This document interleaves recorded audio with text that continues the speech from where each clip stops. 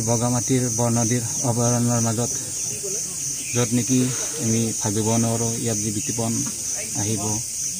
আজি আমি নিশ্চয়কৈ দেখিলোঁ এইজনে বিতুপন হয়। তেখেতৰ কাপোৰ আৰু জোতা আৰু লংপেণ্টত আমি চিনাক্ত হৈছোঁ। মুখমণ্ডল যিহেতু চিনি নাপায়, নিশ্চিন্ত হৈছোঁ ইজনে বিতুপন ৰাজবংশী হয়। কিমান দিনৰ পৰা সন্ধান লৈ আছিল? আজি 10 দিন হ'ল। আমি প্ৰায় দিনে বগামাটিত আহি আছোঁ, কিন্তু আজি ইমান ভিতৰলৈ আমি অহা নাছিলোঁ আৰু ভাবিব পৰা নাছিলোঁ ইমান দূৰত যি কেনেকৈ আহিল সেইটো আৰু আমি নাজানিম। যিহেতু আপোনালোকেও গম পাইছে ইমান য'ত নেকি ধৰক বন্যপ্ৰাণীৰ যে চৰি থাকে, সেয়েহে আমি মৰ্মাহত হৈছোঁ। আপোনালোকে কিবা সন্দেহ কৰিছে নেকি? সন্দেহ আমি কৰিব নোৱাৰোঁ। হয়তো তেখেতসকলে গৃহস্থৰ দেউতাক মাকে জানিব, মই নাজানো। কোনে দেখিলে ফাৰ্ষ্ট ডেড বডিটো?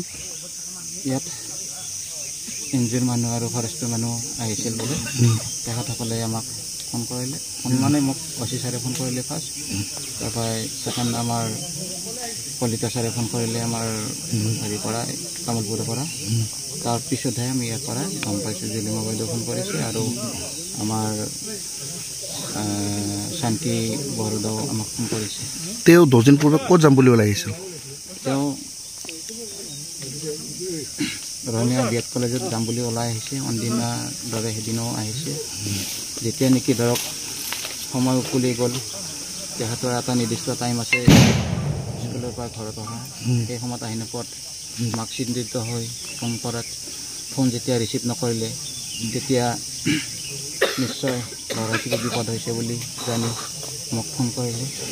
দেউতাকে ইতিমধ্যে আগতে আহিছে গড়চৰত, ময়ো ততাতৈয়াকৈ গড়চৰ থানাত কথাটো অৱগত কৰিলোঁ।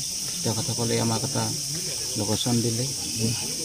লোকেশ্যনটো হ'ল গয়াবাৰী।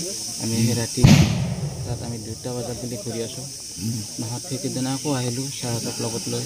তাত আমি গয়াবাৰীত পৰ্যবেক্ষণ কৰি থাকোঁতে ইয়াৰ পৰাই হেনো ফোন কৰিছে ইয়াত গাড়ীখন হেনো আছে। তেখেতসকলে আমাক গাড়ীৰ নম্বৰটো সুধিলে, আমাৰ হোৱাটছআপত গাড়ীটো চেণ্ড কৰি দিলে। আমি তেতিয়া আমি নিশ্চিত হৈছোঁ গাড়ীখন এইখনেই।